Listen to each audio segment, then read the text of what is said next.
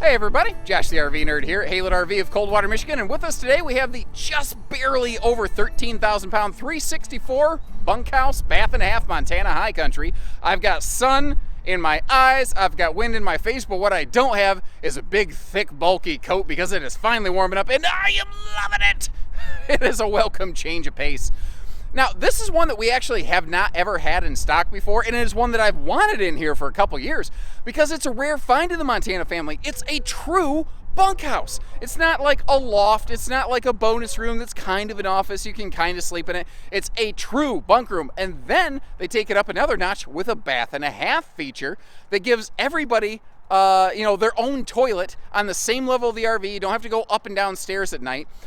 It's a hard thing to find in the RV industry, and leave it to Montana to execute it really, really well. It comes, of course, with Montana's warranty for full-time RVing, auto leveling. She's generator capable. You can build these with generator prep or get a generator installed, or we could send it right down the street to Onan, who's actually really close to us, that we can do a aftermarket factory upfit, which is a rare thing. You need solar? We do it. You need hidden fees? We don't do those.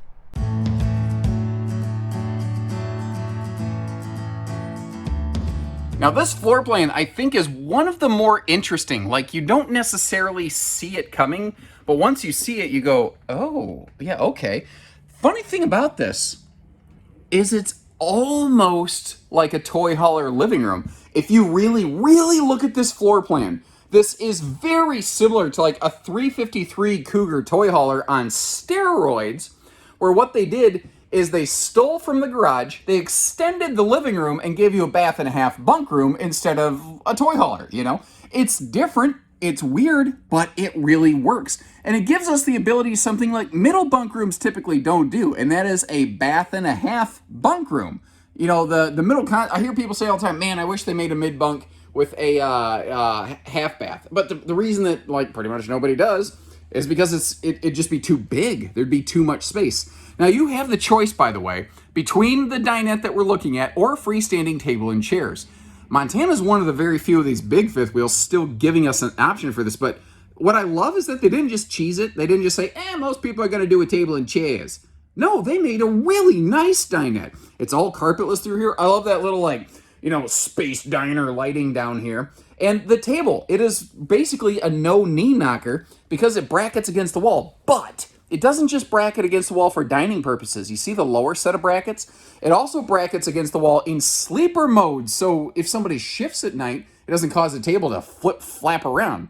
Now you might be going, yeah, but the dummies didn't put any doors on the booth. Just you wait. First, a quick look at the fact that we can get a bonus sleeper out of this, but remember, if it brackets against the wall and it has that little half leg right there so that it is very sturdy and it can actually hold real weight. A lot of booth dinettes, when you fold them down, there's nothing supporting underside of that table, and the table has a tendency to, like, buckle over time. But take a look at this. Doing it different, doing it the Montana way. Each booth actually folds inward, and you see there's even a gas strut to hold itself. It's a little different, but it means that you maintain maximum storage potential there where you'd otherwise lose it. And, of course, you could always opt that into a freestanding table and chairs. Now, here's another big thing on this floor plan. You're not really getting the full effect of it because I have the night shades drawn to kind of show those off. But this is the camp side of the RV. This is the side where you want to spend most of your time, and this is the side you probably want to look out of. And that is another thing that this floor plan does very well that a lot of bunk models simply do not. They give us door side super slide windows. And that's all a carpetless slide system, by the way. Nobody likes, cleaning the kids' Kool-Aid out of the carpet. I know I certainly don't. You have a choice between brown and browner interior tones on these, basically. But that power theater seat right there, directly across from the entertainment center. So if you're like me and you're getting painfully nearsighted, you may not even need to pop your contacts or grab your specs to see what you're doing here. Plus, as I get older, my circulation sucks, so that little electric space heating Tootsie toaster right there is certainly a welcome feature. Something else that's welcome is you have a pair of 12-volt fans up here. That big ceiling fan right there in most RVs is 110 only. Additionally, up here, we have that 12-volt max air style vent fan with the rain sensor. so you don't have to necessarily have park power or a generator to operate those. Another thing that's rather unseen, like you see the electric fireplace, but the air conditioner system on this has a 16,500 BTU electric space heating heat pump that distributes hot air using the AC's fan system and ducting. So in addition to the 12-volt tank heaters and the propane furnace, you basically have like two heating systems in this RV. Now this rear room here, this is really where this floor plan flexes its muscles and says, we're not everybody else, we're Montana, we're bigger, we're better, and here's how. Because they're a full, big, tall Montana, they're not as worried about shrinking down in the back, so they're able to maintain that 6.5-foot tall walk-in slide back here. Most manufacturers do not have that. That means that that upper bunk is further out of the way for just you're never going to bonk your head on this unless you're standing on the couch for some weird reason, which I can't discern at this time.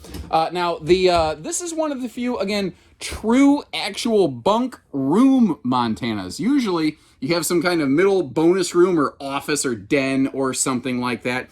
And this is one of the few that actually just dedicates and has real bunks. I like the little convenience factors, though, giving you the ladder there so you don't need to throw somebody into the upper bed.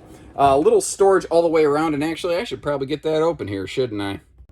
And if you're super cool, you can bring some kind of entertainment back here. You see those TV hookups. But every little, nook and cranny of space they utilized. Now, little detail fact is on that, what I'm going to call big kid bunk up there, you see how they have some extra household outlets? Because on a rainy day, I could see one of the bigger kids using this little bit wider bed. Now, of course, one of the nice things here is that we have sliding privacy doors.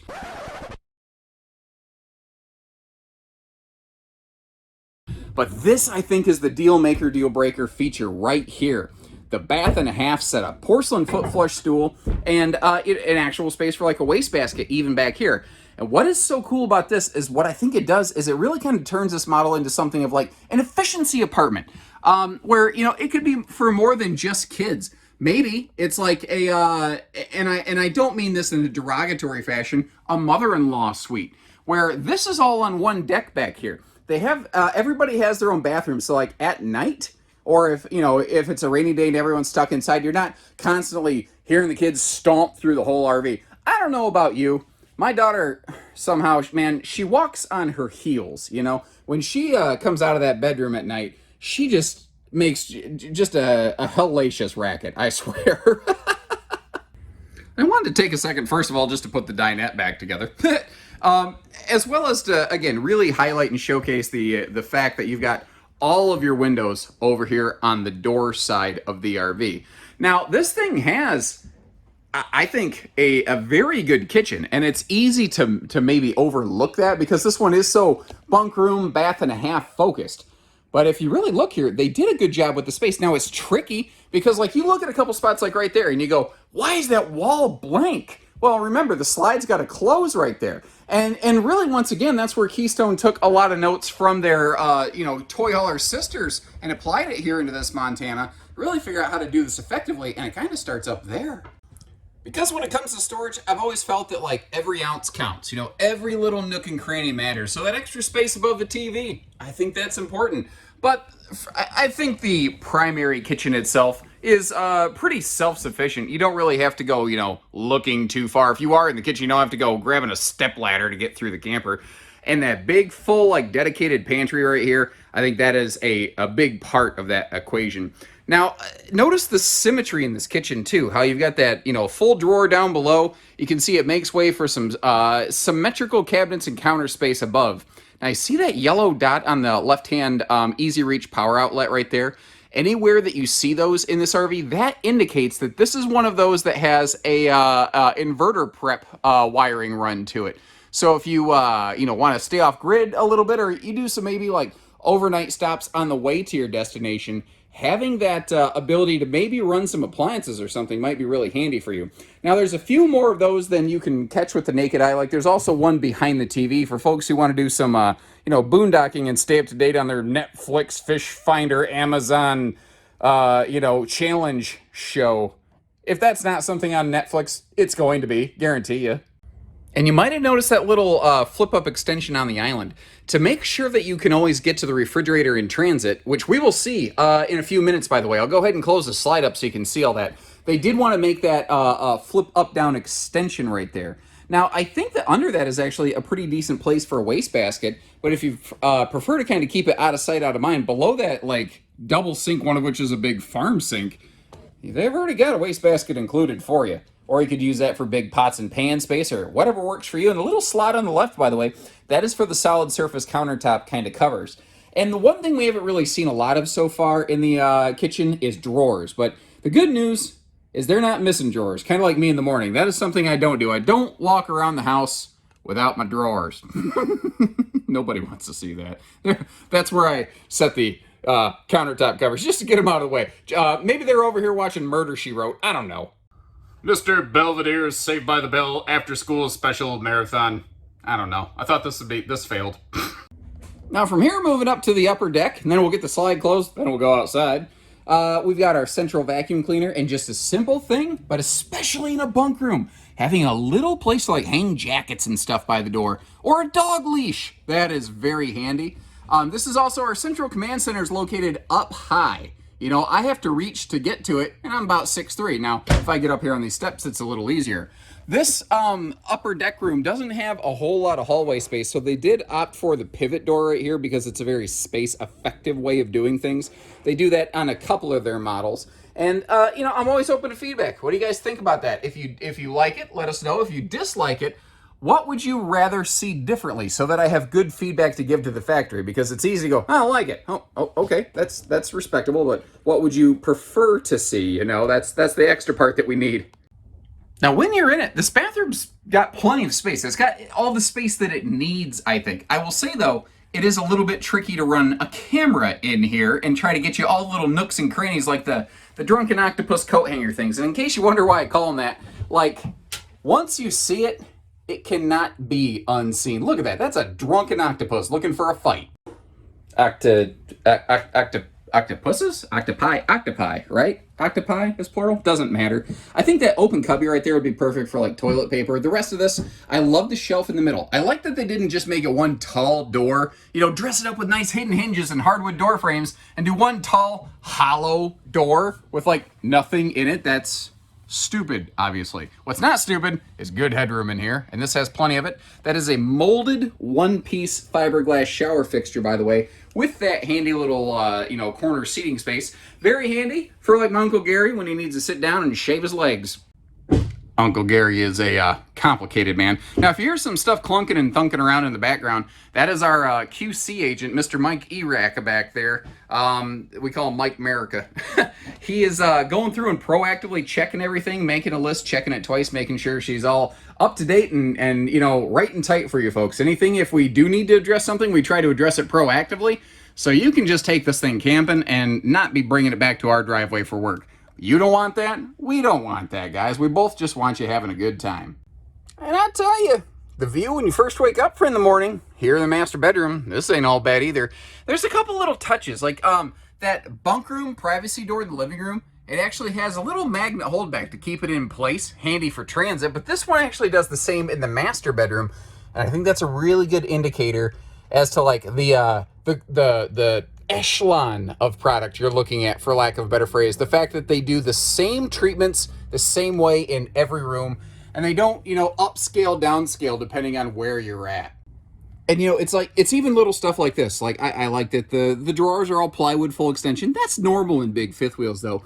But, like, the extra dresser drawers up top, always doing a little bit more. That's just kind of the Montana way. This set of power outlets up there, by the way, that is another of those inverter-prepped series of outlets. And one of the major differences between something like a Montana High Country and a Keystone Cougar, this one's, you know, brother, sister, whatever you want to call it over at Keystone, is the fact that it has the capacity for stackable washer dryers as compared to, generally speaking, on a Cougar, combo only. And you may have noticed how that light kicked off in there. That has a motion sense light, which is kind of handy. Now, you're probably catching that, you know, in the rest of the RV, you didn't see the square, so you won't hear the air, as I tend to say it all the time with one of my stupid nerdisms that I think are so funny that are probably wore out to death by now. Am I right? But What you are still getting, though, is a 15,000 BTU centrally ducted Coleman quiet air conditioning system. So it might not be a whisper air, but it's still not the big Katy Perry roaring air conditioner that you might find elsewhere. These windows, by the way, across the bed, they do open for airflow, which is very, very nice. You got those USB outlets in there for a little phone charger. There are household outlets, by the way, next to the bed on both sides. Now, when you go with the king bed, it does cut down a little bit on the walk-around space, which is what we're seeing here. That's what you're going to find in most Montanas is the king bed. You do have a queen bed standard technically in these, so if you are looking for more walk-around space, you can always just go with a factory queen. Then again, if you do have a factory king, you can always size down to a queen easily. It's actually easier to go down than up because a 60 by 80 queen bed is easier to locate. The green mesh bag in there, that is all the hookups, by the way, for a central vacuum system. Basically, it kind of looks like one of those, pool cleaner sort of hoses. You just drag it around the camera and suck everything up however you need to. What is nice, though, you got a full storage chest below the bed that not every fifth wheel offers. And are you noticing, even when you're not looking, plywood, not particle board, not beaver puke, not the chip board, you know what I'm saying? And hey, if you appreciate the way that we close up the slides and try to show you around here in travel mode, hit that subscribe button and follow along. Now this one, like a lot of big Montanas, you can get to the refrigerator, pretty much the sink, the master bedroom, and the bathroom. But short of that, we're not going to be able to get through much back here. I think that's normal when you're in something this size, though. And it is remarkable to me, once again, like, this has such a almost toy hauler layout, in a big luxury, family camper kind of setup. Although, it doesn't even feel right to call this a camper, does it? And man, I tell you what, that sun might have been in my eyes, but good Lord, it looks beautiful on the outside of this thing. It has a terrific look about it. Part of the reason it just glows so brightly is that high gloss fiberglass they're using. Note the dual power awnings. They have actually really good awning coverage on this one. Those stable steps that you're seeing, those are the easy adjust kind, the ones that sort of are gas strutted, so you don't gotta feel like you're bodybuilding lifting up the steps. If you got a bad shoulder or something, it's not gonna tear anything up. I mentioned that this is generator capable. Rarely, in the Midwest at least, I don't know, it might vary regionally, I'm not sure, and feel free to give me some feedback on that. Rarely do you find a high country Montana with generator prep, but you see those perforations in that front compartment right there. That's what those are for. Or you can just use it, you could have a big old battery bank if you want to go solar crazy on this, you could do that.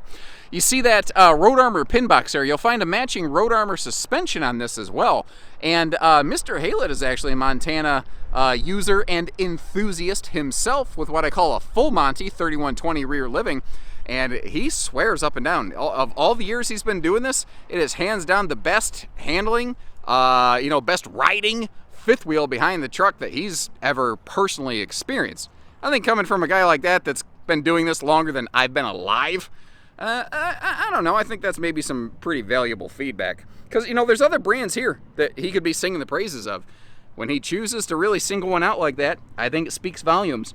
Drop frame storage compartment that is absolutely huge. Motion sense lighting in there, outside TV hookups.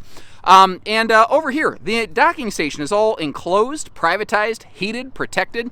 Montana is and has been hot cold camp rated since 2005 and counting. They're the ones that made Four Seasons cool before Four Seasons was even cool. I guess before it was cool, it was just chilly. Now this, like all Montanas and high countries, enjoys a very uncommon construction process, and that is CNC routing of the sidewalls. They are machine precise within 1/1000th of an inch every time. That is a rare process that only very select, even Keystones undergo. Most other Keystones don't enjoy that benefit.